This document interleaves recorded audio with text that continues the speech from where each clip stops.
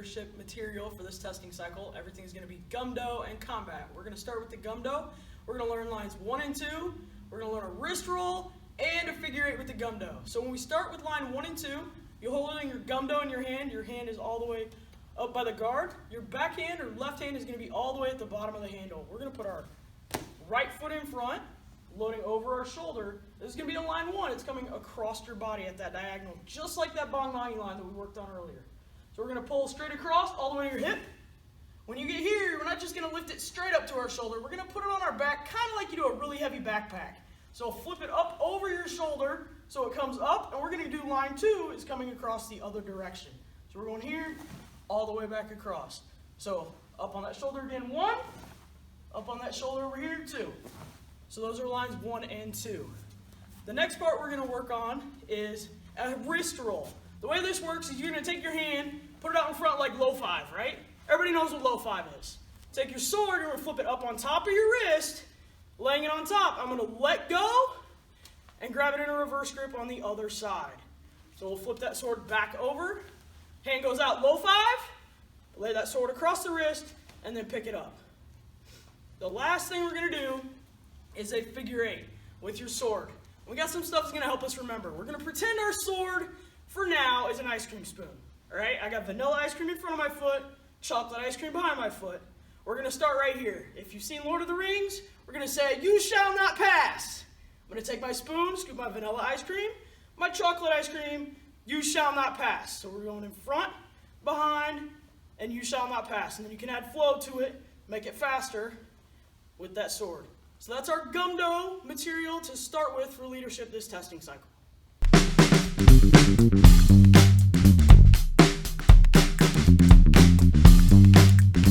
My name is Ariel Ehlers, and I'm a second-degree black belt, and I'm joined by Ms. Caldwell and Mr. Stillwell, and we're going to work on the combat weapon animals for leadership for this testing cycle.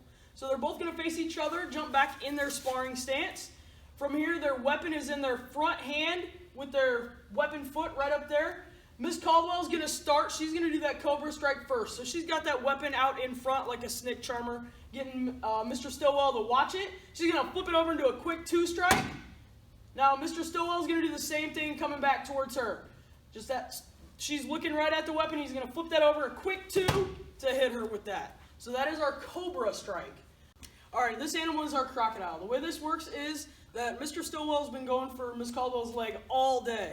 So what she's going to do is kind of tempt him with that leg and then pull it out of the way real fast and attack. Just like that.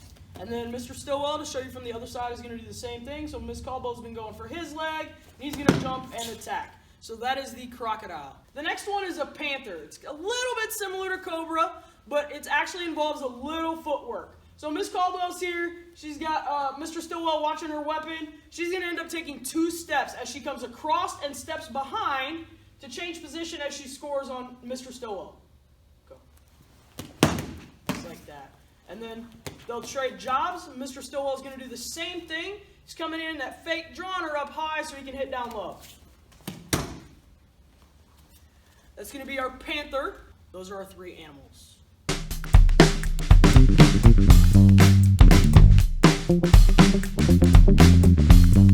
Hi everybody, my name is Ariel Ehlers and I'm a second-degree black belt, and we're going to work on the tornado kick for our leadership this testing cycle. To start with, we're going to start with the difference between an inner and an outer crescent kick. I'm joined by Georgiana Lackey. She's going to jump back in her sparring stance. Hi. We're going to start with an inner crescent kick. An inner crescent kick goes from the outside of her body to the inside. So she's going to use that back leg, pick it up, swing from the outside to the inside, drawing a circle. An outer crescent kick swings from the inside of her body to the outside of her body. She's going to use that same back leg, go from the inside, come across her body, and swing to the outside, drawing that same circle. Now, we're going to take these inner crescent kicks and outer crescent kicks and build our tornado kick. So, Ms. Lackey's going to face this direction, jump back in her sparring stance. Hey. She's going to take her back leg, do an inner crescent kick, land in front, turn over that shoulder, do an outer crescent kick, and then follow it with an inner crescent kick. Just like that. And if you slide back, Ms. Lackey, we'll do it with a target. Parents, this is a great time to pull out that combat weapon to keep them focused going in a straight line. She can do those kicks right over the target, her inner crescent kick, turning outer crescent kick, and then her inner crescent kick just like that. So this is the start of our tornado kick.